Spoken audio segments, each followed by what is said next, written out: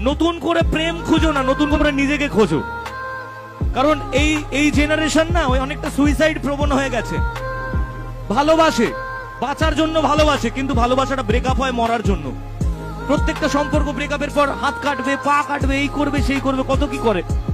আমার বক্তব্য একটাই, বস নিজেকে তৈরি করো, নিজের জন্য বাঁচো। যে তোমাকে ছেড়ে গেছে সে তোমার জন্য কোনোদিন আসেনি। আর যে জিনিস একবার তোমাকে ছেড়ে চলে যায় তার দিকে জীবনে তাকাতে নেই।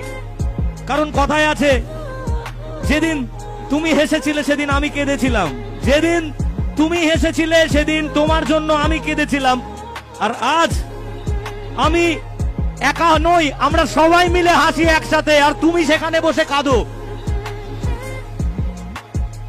তাই একটাই কথা বলবো, নিজেকে তৈরি করো আগে। কারণ এই জীবন আমাদের বাবা মায়ের দেওয়া আর ঈশ্বরের দেওয়া, তার দেওয়া নয় যে তোমায় মাঝপথে ছেড়ে চলে গেছে।